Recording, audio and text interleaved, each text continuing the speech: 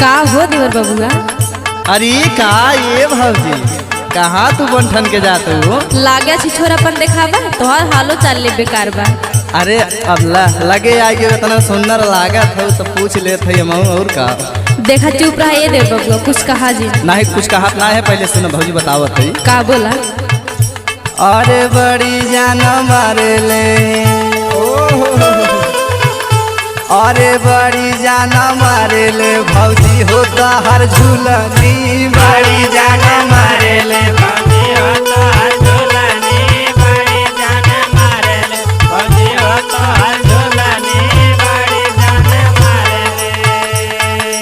इही रे झूलनिया पे कई बेर मुआनी इही रे झूलनिया पे कई बेर मुआनी बड़ी हो जान मारे ले भौजी ताहर झूलनी बड़ी हो जान मारे ले भौजी हो तो हर झूलनी बड़ी हो जान मारे ले भौजी हो तो हर झूलनी बड़ी हो जान मारे ले।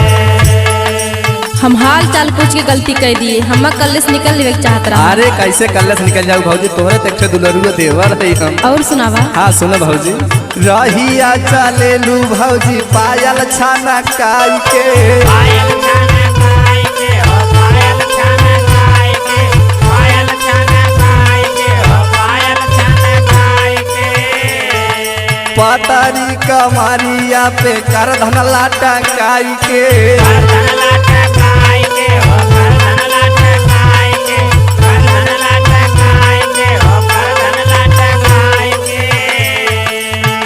सुनत हो भौजी हाँ सुनत है देवर बबुआ। रहिया चले लू भौजी पायल छाना काई के पतारी कमारिया पे कर धन लाटा काई के अरे हो जाई चेत जब मरलू आँख दाहिनी बारी हो जान मारे ले भौजी ताहर झूलनी बड़ी